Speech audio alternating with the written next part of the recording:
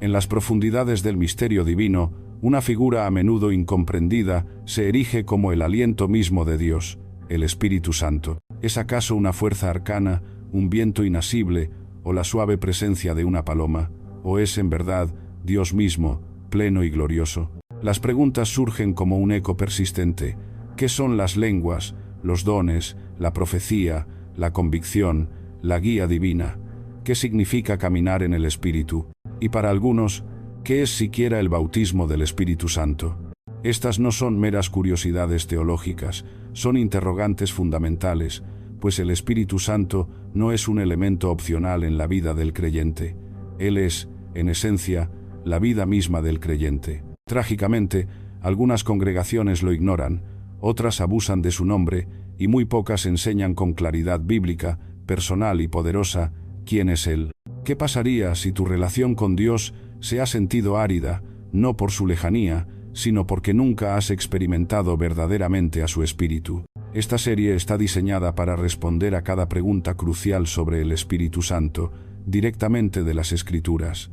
Desde la blasfemia hasta el bautismo, desde el poder hasta la presencia, verás al Espíritu como nunca antes. Y al final de este viaje, no solo lo comprenderás con mayor nitidez, sino que lo conocerás de una manera más íntima y personal.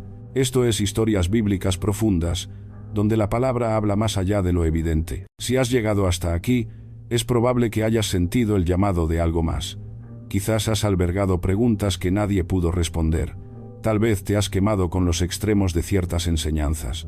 O quizás, simplemente, tienes sed de verdad. Si este mensaje resuena en tu espíritu como lo hizo en el nuestro, te invitamos a compartirlo, comentarlo o darle me gusta para que otros también puedan encontrarlo. Ya hemos explorado el Génesis, Romanos, Efesios e incluso la historia completa de Jesús, pieza por pieza. Todo nuestro material está disponible sin anuncios en nuestro sitio web, incluyendo libros electrónicos para un estudio más profundo. Esto no es solo enseñanza, es una invitación a un encuentro transformador. Sumergiámonos. Algunas de las preguntas más comunes que la gente se hace suenan así. ¿Quién o qué es el Espíritu Santo? ¿Es un viento, un poder, una fuerza, una energía? ¿Es como las emociones de Dios o su acción en el mundo? En el momento en que se plantea la pregunta, la confusión se hace patente. La mayoría de las personas hablan del Espíritu Santo como si fuera un concepto abstracto, una idea difusa que flota en el aire. Pero la Biblia no nos revela un concepto, un ello impersonal. La Escritura nos revela una persona. El Espíritu Santo no es un ello, Él es Dios mismo, no un fragmento de Dios, no un aspecto secundario de Dios, ni un fantasma etéreo que flota en alguna dimensión espiritual. Él es plenamente divino, eternamente existente y completamente presente justo ahora, en este instante. No es necesario esperar hasta el Nuevo Testamento para encontrarlo. El Génesis 1:2 nos dice: «Y el Espíritu de Dios se movía sobre la faz de las aguas». Antes de que existiera la luz, antes de la tierra firme, antes de las leyes, los profetas, los reyes o los discípulos, el Espíritu ya estaba en movimiento, creando, preparando, infundiendo vida al vacío primigenio. La palabra hebrea utilizada aquí es por ruach, que significa aliento, viento, espíritu. No es solo una imagen poética, es una declaración de identidad. El Espíritu Santo es el aliento de Dios que insufla vida al polvo, orden al caos y luz a la oscuridad. Y el Nuevo Testamento revela su nombre nuevamente: pneuma, la palabra griega para aliento, vida, espíritu. El mismo aliento que se cernía sobre el abismo en Génesis fue el que Jesús sopló sobre sus discípulos en Juan 20:22, diciendo: «Recibid el Espíritu Santo». Así que, respondamos la pregunta directamente: ¿quién es el Espíritu Santo? Él es la tercera persona de la Trinidad, coigual, coeterno y copoderoso con el Padre y el Hijo. Él no es un Dios menor, ni un ser subordinado que cumple órdenes. Él es Dios, presente con el Padre en la creación del universo, con el Hijo en la encarnación y el plan de redención, y con nosotros ahora en la regeneración de nuestras almas. Cuando Dios formó al hombre del polvo en Génesis 2:7, no solo creó un cuerpo inerte, sopló en la nariz de Adán el aliento de vida. Ese aliento no es simbólico, es espíritu nacido. Este mismo Espíritu es el que empoderó a Moisés para guiar a su pueblo, descendió sobre los profetas para proclamar la palabra de Dios, inspiró los salmos que cantan la alabanza divina, llenó a Juan el Bautista desde el vientre de su madre, descendió como paloma en el bautismo de Jesús, lo impulsó al desierto para ser probado, lo llenó de poder para su ministerio y lo levantó de entre los muertos en la victoria final. El Espíritu Santo no es un añadido tardío o una ocurrencia posterior en la historia de la salvación. Él es la fuerza de la resurrección, la voz de la convicción, el sello de tu salvación y la guía hacia toda verdad. ¿Todavía te preguntas quién es el Espíritu Santo? Él es el fuego inextinguible en la zarza ardiente. Él es la gloria resplandeciente que llenaba el templo. Él es la nube que guiaba de día y la columna de fuego por la noche para Israel. Y Él es la voz apacible y profunda detrás de ti que susurra: este es el camino, andad por Él. Él es el dador de dones espirituales, el revelador de Jesús en nuestros corazones, y la única razón por la que tu corazón está vivo para Dios en absoluto. Él no está distante, Él no es mudo, Él no es opcional. El Espíritu Santo es el que atrae, convence, salva, sella, empodera, santifica, consuela e intercede por ti con gemidos demasiado profundos para las palabras humanas. No puedes vivir la vida cristiana sin Él, nunca estuviste destinado a hacerlo, y si alguna vez has orado: Dios, quiero conocerte más, es el Espíritu Santo quien responde esa oración, porque Él es quien hace que Cristo sea real y palpable para ti. Él no es el extraño de la Trinidad, Él es el Santo, no un fantasma encerrado en el ático de la teología, sino el Espíritu viviente que levantó a Jesús de los muertos y ahora vive en ti, si estás en Cristo. Así que, la pregunta no es tanto ¿quién es el Espíritu Santo?, sino más bien, ¿lo has conocido verdaderamente?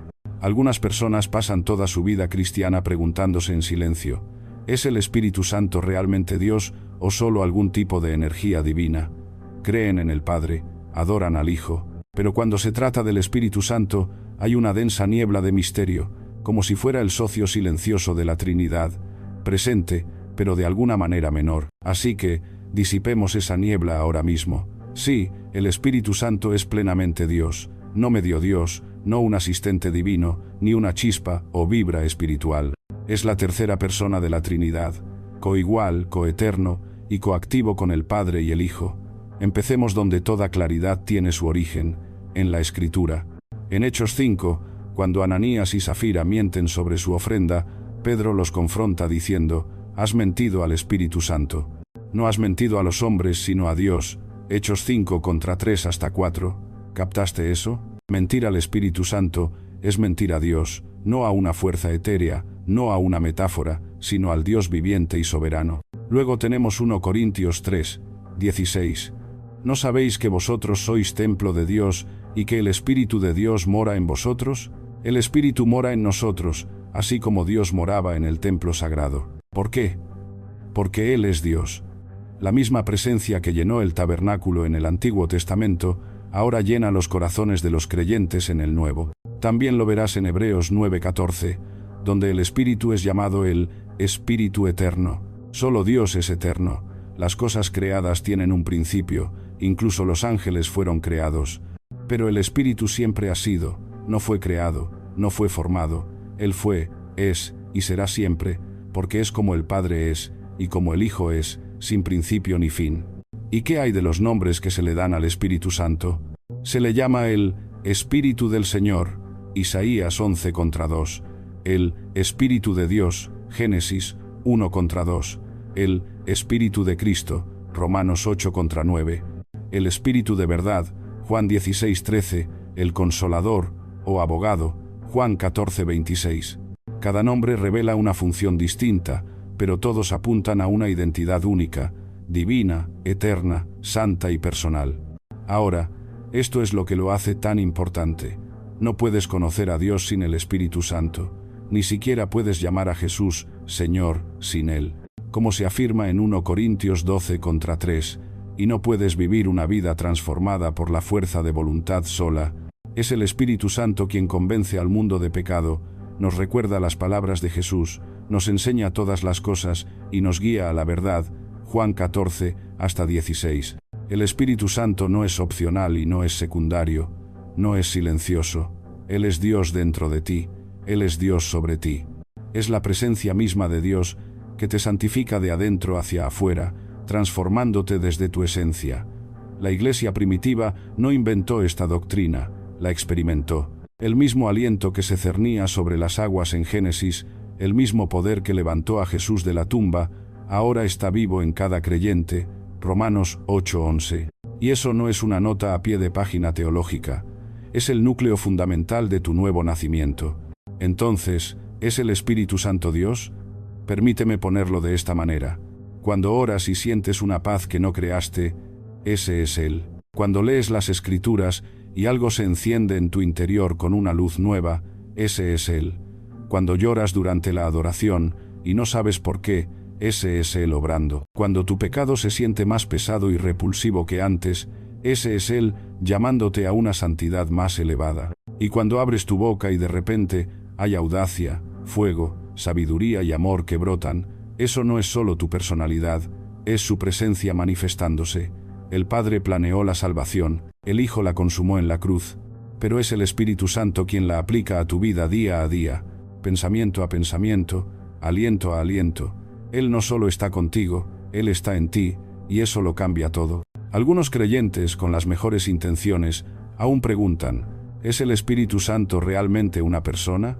¿O es más bien una fuerza, una presencia, una vibra, algo que se siente, no alguien a quien se conoce? Esta no es una pregunta trivial, porque si el Espíritu Santo es solo una fuerza, intentarás usarlo, manipularlo quizás.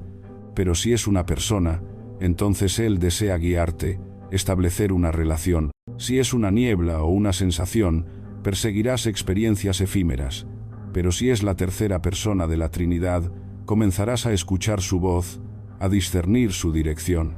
Por eso, seamos claros desde el principio. El Espíritu Santo es una persona, no una cosa, no un ello, no un poder sin rostro como en una película de fantasía. Él es, Él, el Espíritu del Dios viviente. Él habla, se entristece, enseña, guía, ama y decide. Permítanme mostrarles lo que esto significa.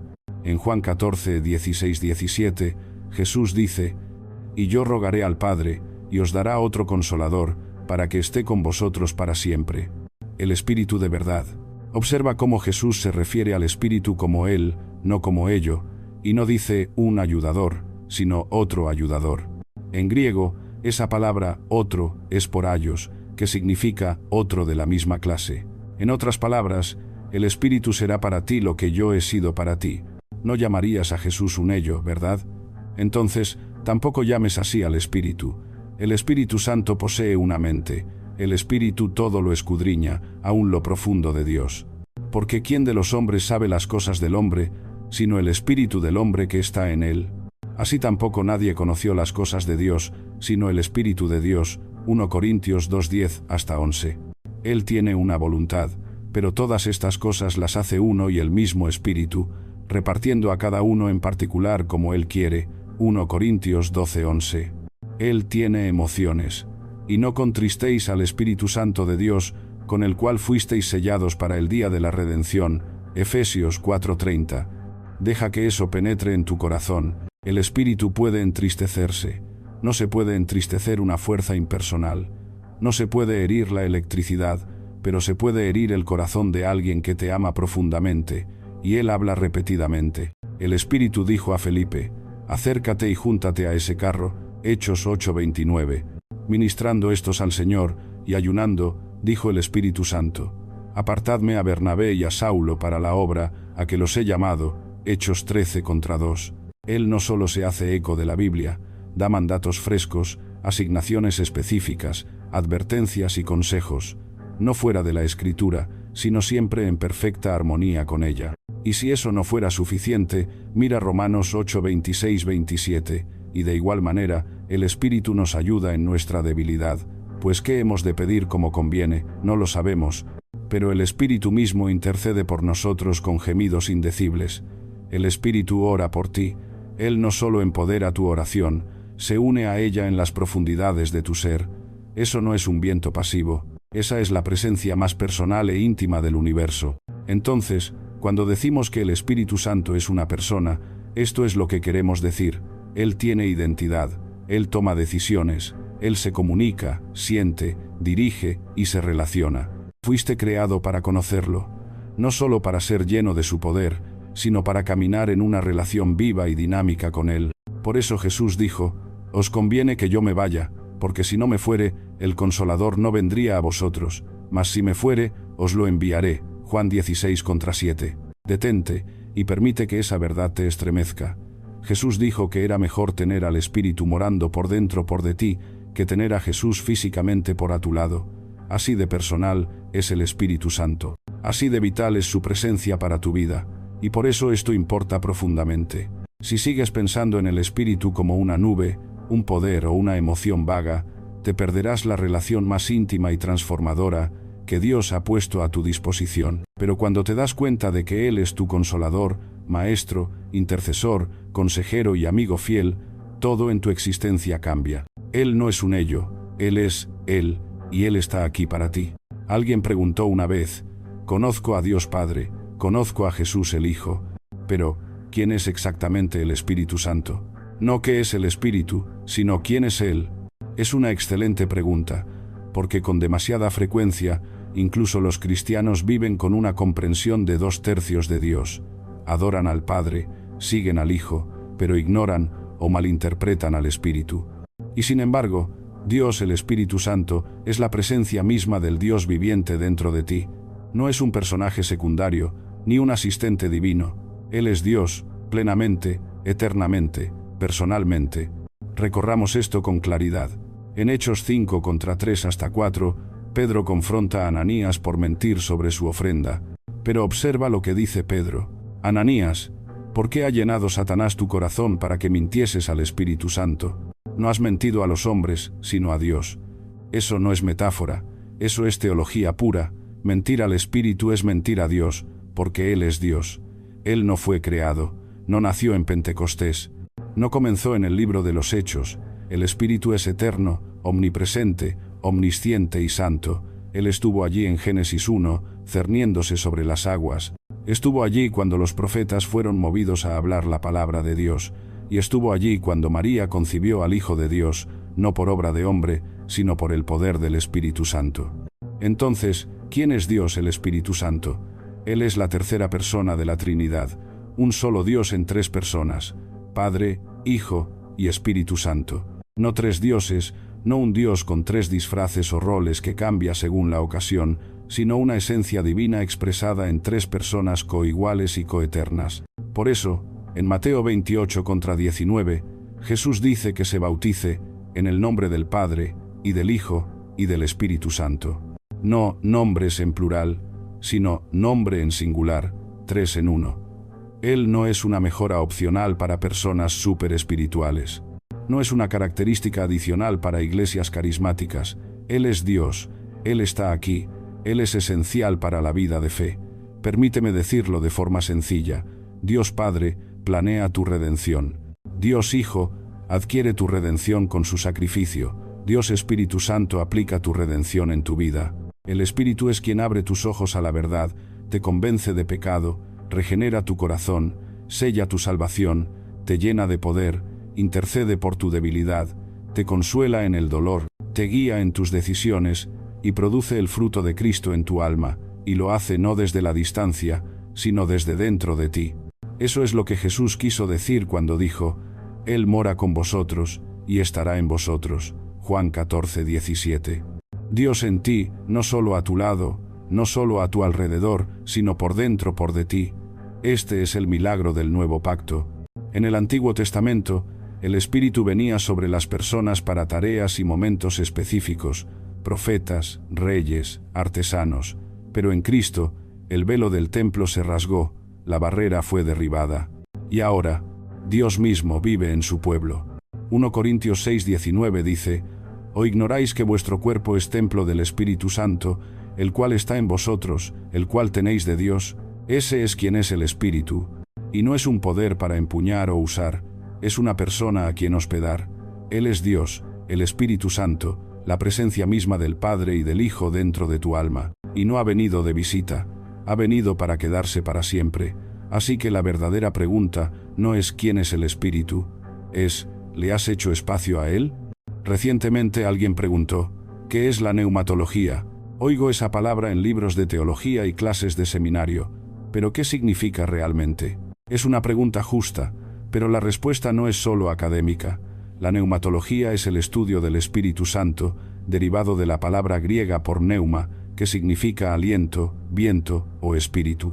No es solo una categoría en un libro de texto, es la doctrina del aliento de Dios, cómo Él se mueve, llena, convence, empodera, mora, transforma y guía a su pueblo. En otras palabras, la neumatología no es solo un tema teológico, es el estudio de cómo Dios vive y obra en ti. Desglosémoslo. Cuando estudias teología del griego por theos, Dios, y por logos, palabra o estudio, estás examinando las grandes doctrinas de la Escritura. Hablamos de cristología, el estudio de Cristo; soteriología, el estudio de la salvación; escatología, el estudio de los tiempos finales; y neumatología, el estudio del Espíritu Santo. Pero esto es más que una curiosidad académica, porque lo que crees sobre el Espíritu Santo moldea cada aspecto de cómo vives. ¿Crees que Él es una fuerza o una persona, un asistente divino o Dios mismo, una experiencia momentánea o una morada de por vida? Tu neumatología responde a todo eso. Recorramos algunas de las preguntas que cubre la neumatología. ¿Quién es el Espíritu Santo? ¿Qué significa ser lleno del Espíritu? ¿Es el bautismo del Espíritu diferente de recibirlo en la salvación? ¿Están los dones espirituales como la profecía, las lenguas y la sanidad todavía activos hoy? ¿Cómo se camina en el Espíritu y no en la carne? ¿Qué significa entristecer o apagar al Espíritu? Cada una de estas preguntas encuentra su respuesta en una neumatología bíblica y robusta. Pero aquí está la trampa. Una mala neumatología conduce a extremos peligrosos. Algunos elevan al Espíritu a un caos místico, justificando cada emoción, estremecimiento o unción egoísta con su nombre. Otros ignoran al Espíritu por completo, actuando como si se hubiera jubilado después del libro de Hechos. Pero la neumatología bíblica no hace ninguna de las dos cosas. Reconoce al Espíritu como plenamente Dios, plenamente personal, plenamente activo, plenamente fiel a la Escritura y plenamente esencial para la vida cristiana. Romanos 8 dice, porque todos los que son guiados por el Espíritu de Dios, estos son hijos de Dios. Ni siquiera puedes pertenecer a Cristo sin el Espíritu, así de central es Él. Ahora, aquí está la dura verdad. Muchas iglesias tienen una gran teología, pero una neumatología débil. Pueden explicar la Trinidad, guiarte a través de Romanos, incluso debatir entre el calvinismo y el arminianismo, pero no enseñan a la gente cómo reconocer la voz del Espíritu. No equipan a la gente para caminar al paso con Él. No hablan de dones espirituales, convicción o poder. ¿Y qué sucede? Formamos creyentes con mucha doctrina en la cabeza, pero sequedad en el alma. Levantamos iglesias con orden, pero sin fuego. Pero cuando tienes una neumatología bíblica y llena del Espíritu, no tienes que elegir entre verdad y poder, cabeza y corazón, reverencia y avivamiento. Obtienes ambos, porque el Espíritu Santo no es antiintelectual. Él es el autor de la Escritura, Él es el maestro de toda verdad, Él es quien toma lo que es verdadero acerca de Dios y lo hace real en ti. Así que sí, la neumatología es el estudio del Espíritu, pero más que eso, es el estudio de aquel que te ayuda a comprender todo lo demás. Jesús dijo en Juan 16, cuando venga el Espíritu de verdad, Él os guiará a toda verdad. Sin Él, puedes leer la Biblia y perderte al autor. Puedes memorizar versículos y perderte la voz. Puedes unirte a una iglesia y perderte el poder. Pero cuando el Espíritu Santo está presente, la palabra cobra vida, el pecado es confrontado, los dones se avivan, las almas se despiertan y Jesús es glorificado. Así que, si alguien te pregunta qué es la neumatología, puedes decirles esto. Es el estudio del Espíritu que escribió la historia, enciende el corazón, llena la iglesia y todavía habla hoy. Y cuanto mejor lo conozcas, más profundo se volverá todo lo demás en tu caminar de fe. Alguien le hizo una vez una pregunta a Jesús, y su respuesta dejó a todos atónitos. A cualquiera que dijere alguna palabra contra el Hijo del Hombre, le será perdonado. Pero al que hable contra el Espíritu Santo, no le será perdonado, ni en este siglo ni en el venidero. Mateo 12:31 hasta 32. Espera, ¿nunca perdonado? Naturalmente, la gente hoy sigue preguntando, ¿qué es la blasfemia contra el Espíritu Santo? ¿Es una mala palabra, un acto rebelde, un solo momento de duda? ¿La he cometido ya y ni siquiera lo sé? Respondamos a esto con audacia, bíblicamente, y con el peso que Jesús le dio. Para comprender esta misteriosa y aterradora advertencia, tenemos que remontarnos al momento en que Jesús la pronunció por primera vez en Mateo 12, 22, 30 y 2. Jesús acababa de sanar a un hombre poseído por demonios, ciego y mudo. Las multitudes estaban asombradas, pero los fariseos, llenos de celos y con el corazón endurecido, respondieron con una grave acusación. Este echa fuera los demonios solo por Beelzebú, príncipe de los demonios. En otras palabras, dijeron que el poder de Jesús provenía de Satanás mismo. Y fue entonces cuando Jesús se volvió hacia ellos y dijo: «Por tanto os digo, todo pecado y blasfemia será perdonado a los hombres, mas la blasfemia contra el Espíritu no les será perdonada». Haz una pausa.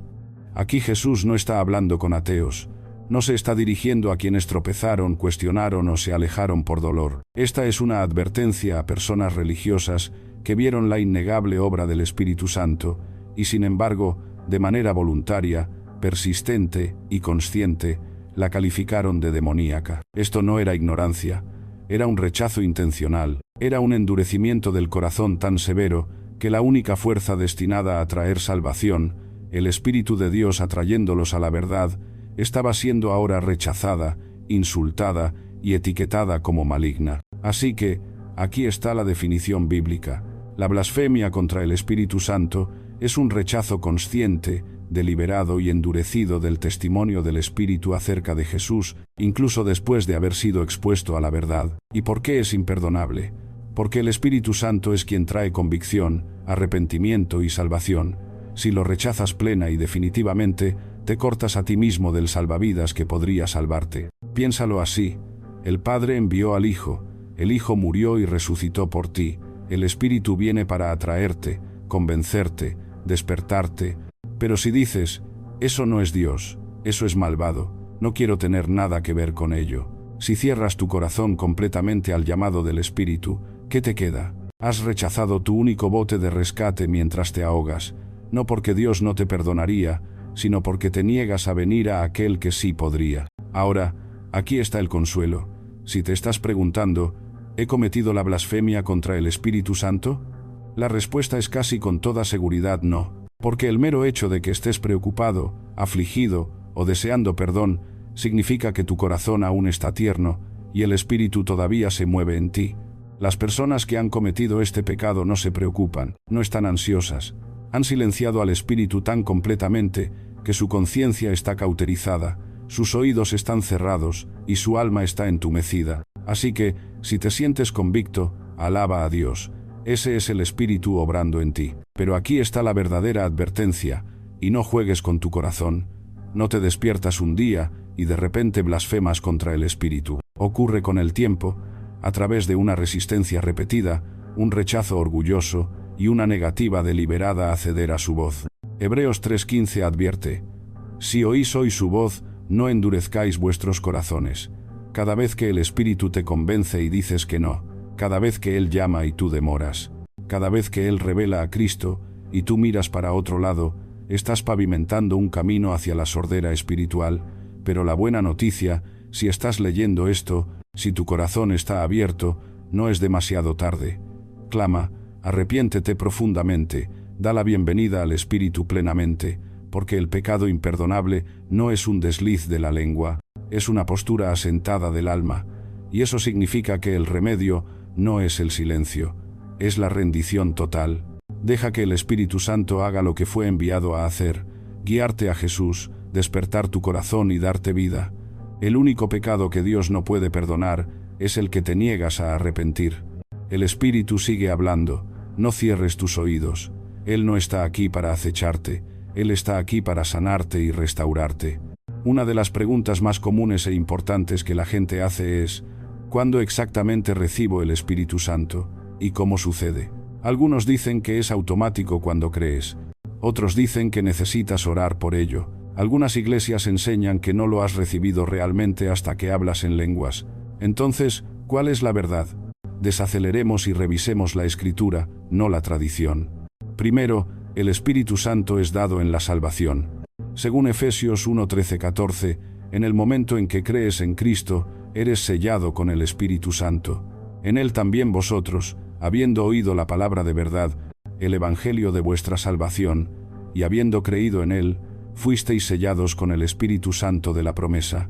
Así que, cuando crees de verdad, sinceramente, eres sellado.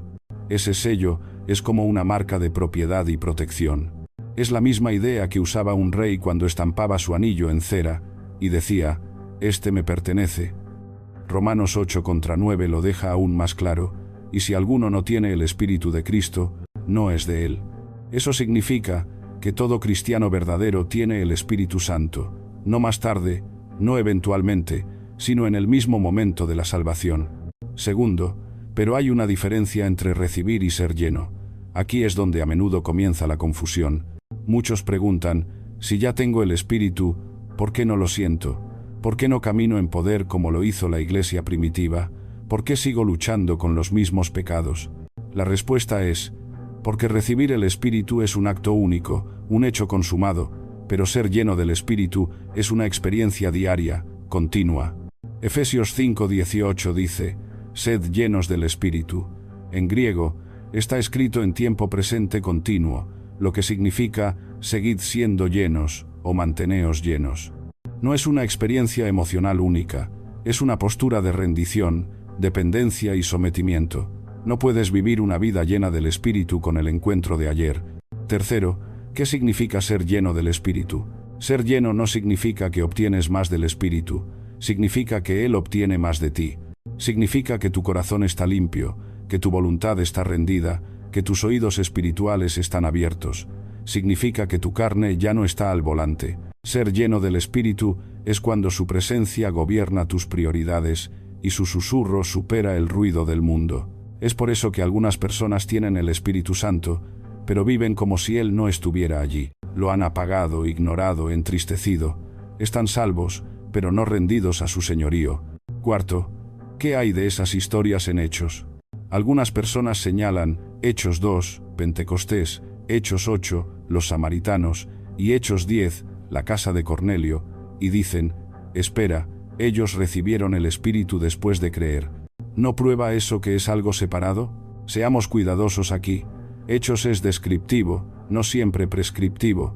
Describe cómo sucedieron las cosas en momentos transicionales únicos de la historia de la Iglesia. El Evangelio se estaba extendiendo a nuevos grupos de personas, judíos, samaritanos, gentiles, y Dios lo marcaba con señales visibles para confirmar que esto era verdaderamente obra suya. Pero una vez que se estableció la base del Evangelio, el patrón se vuelve claro: creer, flecha; recibir el Espíritu, flecha; caminar en él.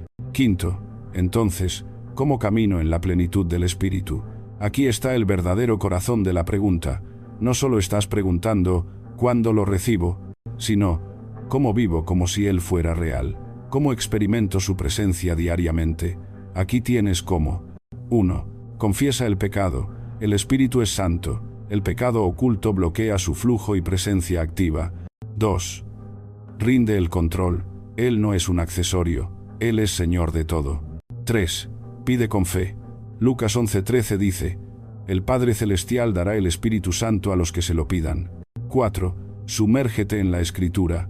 El Espíritu respira a través de la palabra de Dios, la hace viva. 5. Adora profundamente. La alabanza crea una atmósfera donde Él reposa y se manifiesta.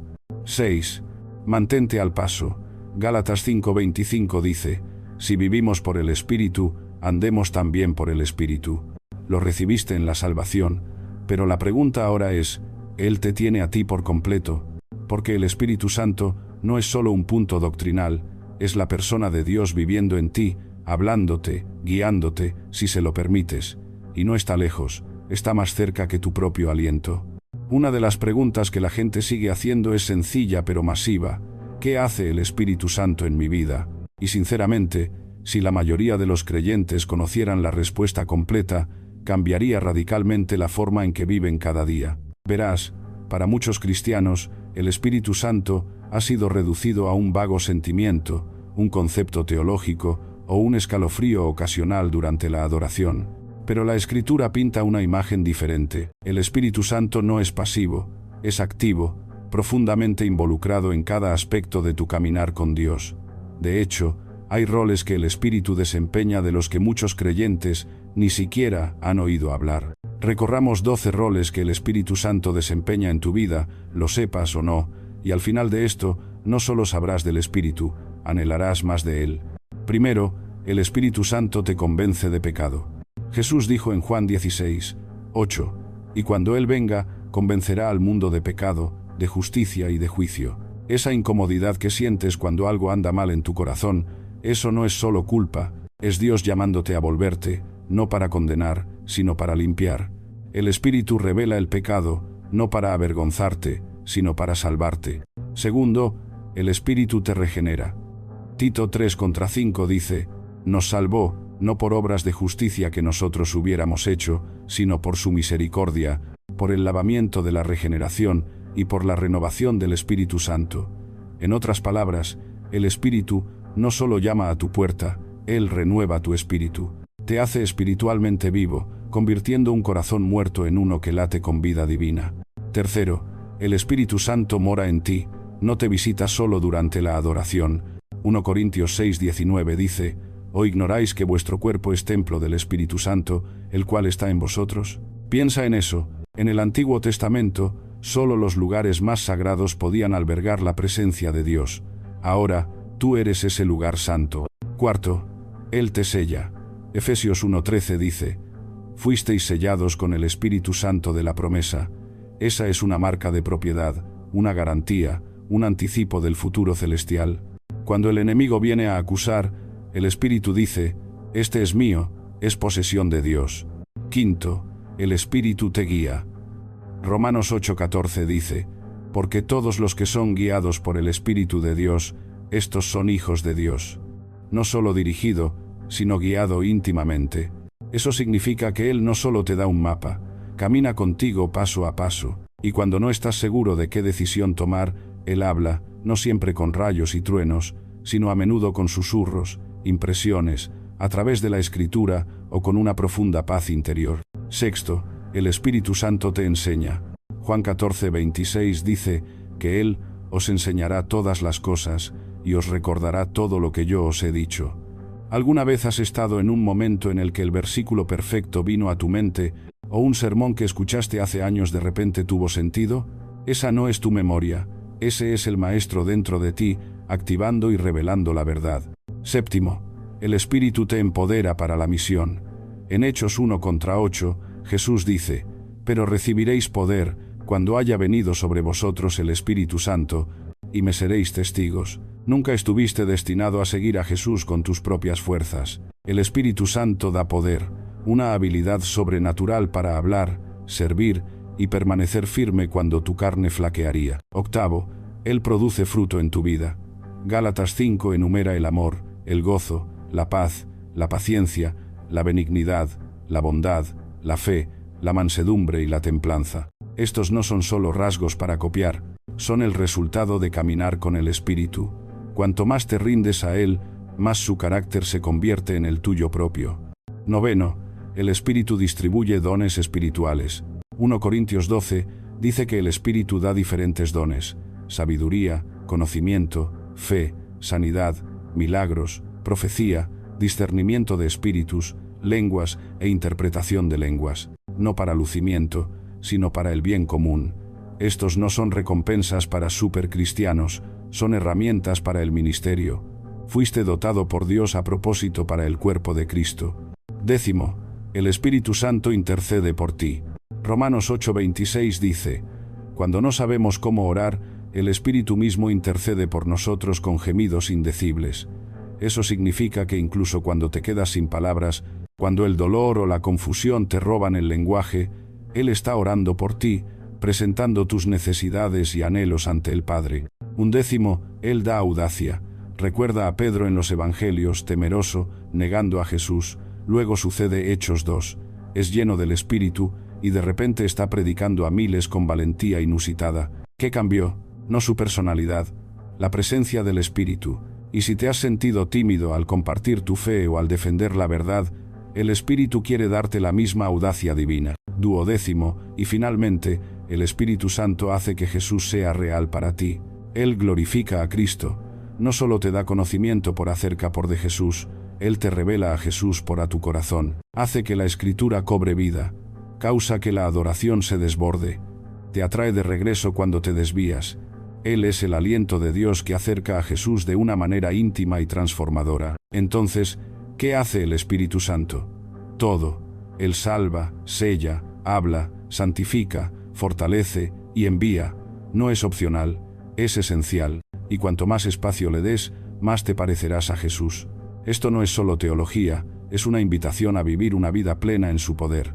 La gente lo pregunta todo el tiempo, en voz baja en los estudios bíblicos, con audacia en las secciones de comentarios o con honestidad en sus corazones. ¿Están los dones milagrosos del Espíritu Santo todavía activos hoy o se detuvieron con la iglesia primitiva, la profecía, la sanación, las lenguas, los milagros? ¿Todo eso terminó con los apóstoles o deberíamos esperar que Dios se mueva así todavía hoy? Abordemos esto directa, audaz y bíblicamente, porque esto no es solo un debate doctrinal, es una pregunta que afecta cómo vives, cómo oras, y si esperas o no que lo sobrenatural se manifieste en tu fe cotidiana.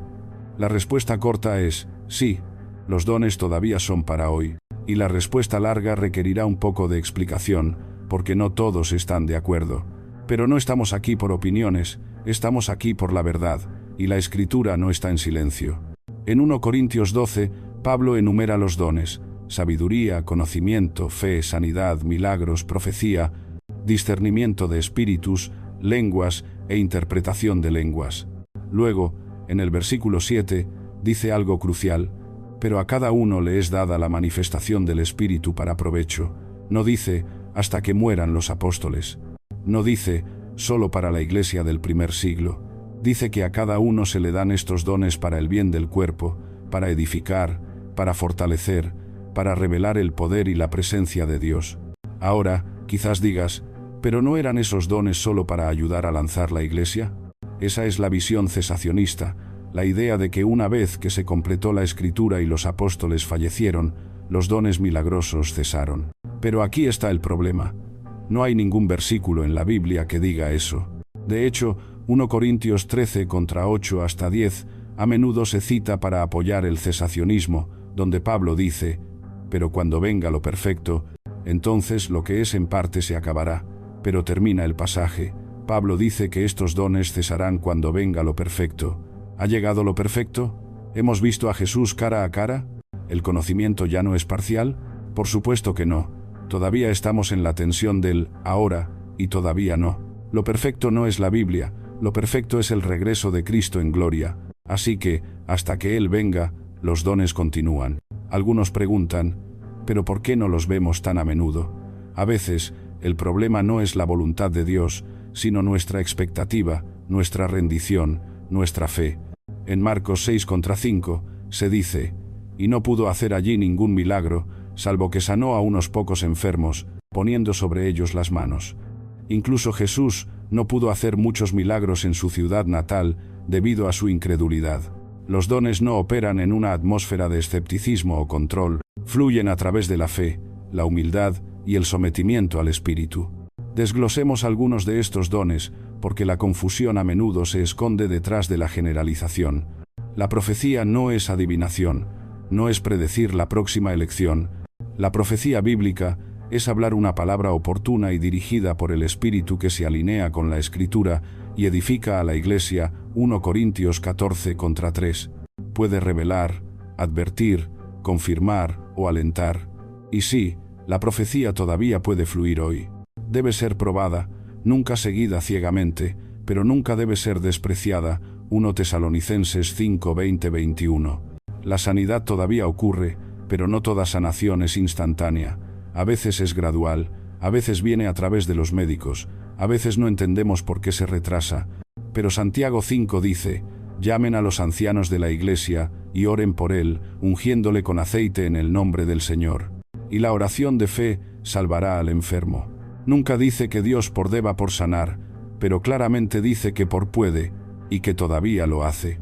Las lenguas, lo abordaremos más en la siguiente sección, tienen múltiples usos en la Escritura. A veces como una señal, a veces para la oración personal, y a veces como un mensaje que debe ser interpretado públicamente. No es solo un balbuceo emocional, es un lenguaje sobrenatural, dado por el Espíritu, a menudo mal entendido y aún válido. Los milagros, desde Hechos hasta hoy, Dios nunca perdió su poder. Lo que hizo en la Biblia, todavía lo está haciendo en países cerrados, en callejones oscuros, en habitaciones de hospital y en carpas de avivamiento. Simplemente no siempre te enterarás por las noticias, pero los testimonios siguen surgiendo. Dios se está moviendo. Ahora, aquí está la clave. Los dones no están destinados a hacernos famosos. No son trucos de magia, son herramientas para el amor. Por eso 1 Corintios 13, sí, el capítulo de las bodas, se encuentra justo en medio de los capítulos sobre los dones espirituales. Porque el punto no es el poder, es la semejanza a Cristo. Si operas en dones, pero careces de amor, eres ruidoso pero sin vida. Entonces, ¿qué hacemos con todo esto? Buscamos al dador, no solo los dones. Nos mantenemos arraigados en la palabra, caminamos humildemente en comunidad y abrimos nuestras manos para decir: Espíritu Santo, si tienes algo para mí, lo quiero. No perseguiré el alboroto, pero tampoco rechazaré el poder. Necesitamos los dones. En un mundo oscuro, la Iglesia necesita cada luz que Dios da, y la buena noticia es que todavía están disponibles. Una de las preguntas más frecuentes y malinterpretadas sobre el Espíritu Santo es esta: ¿qué es exactamente hablar en lenguas? ¿Es real? ¿Es para hoy? Y si es así, ¿lo necesito? Algunas personas lo han presenciado y se han sentido extrañas. Otras nunca lo han visto, y se preguntan si es real. Y luego están algunos que simplemente sienten una curiosidad silenciosa, pensando: si esto es de Dios, ¿por qué yo no lo tengo? Desglosemos esto de manera sencilla y bíblica. Porque hablar en lenguas no es solo una cosa. En realidad, son varias cosas distintas, y ahí es donde reside la mayor parte de la confusión. En la Biblia, hay al menos 3 usos distintos de las lenguas, y cada uno tiene un propósito diferente. Primero, lenguas como señal para los incrédulos. Esto es lo que vemos en Hechos 2, en el día de Pentecostés. Los discípulos fueron llenos del Espíritu Santo y comenzaron a hablar en idiomas conocidos que antes no dominaban, lenguas reales habladas por la gente presente. Judíos de todas partes del mundo escucharon el Evangelio en su lengua materna. Esto no era un galimatías sin sentido. Fue un momento sobrenatural en el que Dios revirtió la torre de Babel, no uniendo al mundo a través del orgullo, sino uniendo a las personas a través del Espíritu y el mensaje de salvación. Este tipo de lengua es rara, pero todavía sucede. Misioneros han contado historias de predicar y que alguien los escuche en su propio idioma, sin necesidad de un intérprete. Es un don de señal que apunta directamente al poder y al propósito de Dios. Segundo, existe el don de lenguas como lenguaje de oración personal. Esto es a lo que Pablo se refiere en 1 Corintios 14:2, cuando dice: porque el que habla en lenguas no habla a los hombres, sino a Dios, pues nadie le entiende, aunque por el Espíritu habla misterios. Este tipo de lengua no está destinado a ser entendido por otros, es una comunicación íntima entre tú y Dios. Es tu espíritu orando, incluso cuando tu mente no tiene las palabras adecuadas. Pablo dijo: doy gracias a Dios que hablo en lenguas más que todos vosotros. 1 Corintios 14:18. ¿Por qué diría eso? Porque en la oración personal, las lenguas pueden edificarte espiritualmente, versículo 4, ayudarte a orar cuando no sabes qué decir, y mantener tu corazón alineado con el Espíritu. Algunas personas sienten que su lenguaje de oración llega de repente, como un río que se abre paso. Otros lo reciben suavemente, como un susurro que crece. No es forzado, no es falso, no es para exhibición, es un don, no un requisito, sino una invitación. Tercero, existe el don de lenguas como mensaje público que debe ser interpretado. Pablo da instrucciones claras en 1 Corintios 14:27-28. Si alguno habla en lenguas, sea esto por 2, o a lo más 3, y por turno, y uno interprete. Y si no hay intérprete, calle en la iglesia, y hable para sí mismo y para Dios. ¿Por qué? Porque el objetivo no es la confusión, sino la claridad y la edificación del cuerpo. El espíritu no es caótico, él es preciso. Cuando este tipo de lengua es interpretada, se vuelve equivalente a la profecía, una palabra de Dios para edificar al cuerpo de Cristo. Ahora, abordemos la tensión. Algunos dicen, si no hablo en lenguas, ¿significa que no tengo el Espíritu Santo?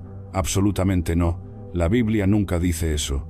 De hecho, 1 Corintios 12:30 pregunta retóricamente, ¿hablan todos en lenguas? Y la respuesta obvia es no. Todo creyente es lleno del Espíritu en la salvación, pero no todo creyente opera en todos los dones. Otros preguntan, ¿puedo pedir el don de lenguas? Sí, 1 Corintios 14:1 anima a los creyentes a procurar los dones espirituales, pero sobre todo que profeticéis. Pero no se trata de intentar fabricar un sonido, se trata de pedirle a Dios que abra tu corazón, tu espíritu y tu boca a lo que Él quiera hacer. Y si Él te da este don, úsalo en privado, con humildad, con gratitud, y nunca como una insignia de superioridad espiritual. Las lenguas no son un trofeo, no son una prueba de madurez, son una herramienta, un arma de oración, una liberación dirigida por el Espíritu, una forma de comunicarse con Dios más allá de las palabras. Para algunos, fluye fácilmente, para otros no. Pero escucha esto, no eres menos espiritual si no hablas en lenguas, y si lo haces, no eres más santo. Todos tenemos el mismo espíritu. El punto no es la lengua, el punto es la presencia del Espíritu. Las lenguas son una expresión de una vida llena del Espíritu, no la única, y siempre deben apuntarte más cerca de Jesús, no distraerte de Él. Así que, si te preguntas, ¿puedo pedirlo? Sí, pero incluso más que las lenguas, pide intimidad con el Espíritu Santo.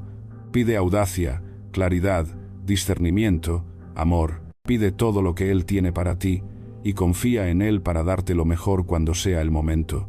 Y si alguna vez te has sentido asustado, confundido o presionado acerca de las lenguas, simplemente respira. Dios no es el autor del miedo, Él es el dador de la verdad y la paz. Has hecho las preguntas, quizás durante años.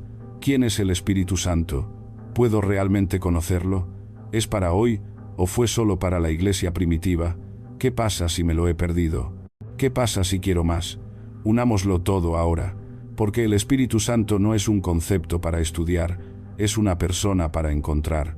Y esto no se trata solo de claridad teológica, se trata de una invitación, se trata de su presencia transformadora. Tal vez has estado en la iglesia toda tu vida, pero nunca has experimentado verdaderamente el poder del Espíritu. Tal vez te han dicho que es demasiado misterioso o demasiado peligroso, o que los dones ya no son necesarios.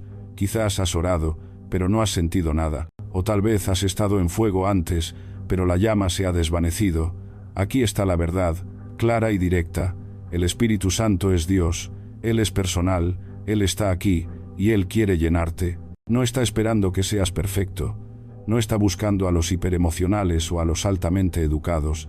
Él está buscando al que está dispuesto, al que dice, no quiero vivir una fe que sea solo intelectual, quiero caminar con Dios de verdad, con un impacto palpable. No tienes que fabricar nada, no tienes que fingir un sentimiento o forzar una experiencia. Solo abre tus manos, abre tu corazón. Él sabe cómo encontrarte exactamente donde estás. Él es el mismo Espíritu que se cernía sobre las aguas en Génesis, dando forma y propósito al vacío.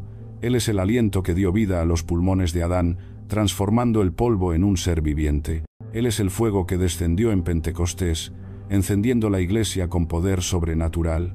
Él es el viento que llenó el aposento alto, manifestando su gloria. Él es la voz que todavía habla, todavía convence, todavía empodera. Él es tu consolador, tu consejero, tu compañero constante.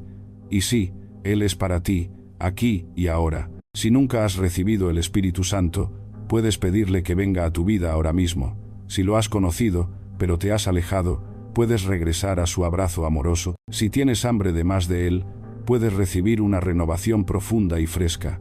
Así que, oremos, no solo para cerrar una enseñanza, sino para abrir una puerta a una nueva realidad. Espíritu Santo, te invitamos no solo a este momento, sino a nuestras vidas, a cada rincón de nuestro ser. Tú no eres una fuerza, tú no eres un sentimiento, tú eres Dios. Ven y revélanos a Jesús de una manera más profunda, más íntima. Bautízanos en la verdad, en el fuego de tu presencia, en tu poder y en tu amor incondicional. Para aquel que se siente entumecido y sin vida, sopla nueva vida. Para aquel que ha sido herido, derrama el aceite sanador de tu consuelo. Para aquel que es escéptico, trae claridad de pensamiento y coraje para creer. Y para aquel que está desesperado por más de ti, llénalo hasta desbordarse. Quita el miedo, quita el orgullo, quita toda barrera que nos separa de ti. Permite que cada don que deseas dar, sea dado. Que la audacia se levante en nosotros, que la santidad aumente, que el avivamiento comience, no solo a nuestro alrededor, sino dentro de nosotros. Nos arrepentimos de haberte entristecido, nos arrepentimos de haberte ignorado, y decimos: ven ahora, Espíritu Santo, te damos acceso total, te damos el control de nuestras vidas, te damos nuestras bocas, nuestras mentes, nuestros días, nuestro futuro. Haz de nosotros portadores de tu presencia, para que el mundo vea a Jesús a través de nosotros, no porque seamos perfectos, sino porque estamos rendidos a tu voluntad. Que el amor se derrame, que el poder fluya, que el gozo rebose, y que tu nombre sea levantado en alto, en el nombre de Jesús. Amén. Si has orado eso, no te apresures a seguir adelante. Siéntate en ello, espera en él, escucha. Y si esta enseñanza te trajo claridad, paz, convicción o un hambre renovada, no te detengas aquí. Hemos creado recursos para ti, libros electrónicos, estudios bíblicos más profundos y videos de enseñanza. Todo libre de distracciones y anuncios, y diseñado para llevarte más allá de lo que un solo mensaje podría lograr. No estamos tratando de hacernos virales, estamos aquí para ir más profundo en la verdad de Dios.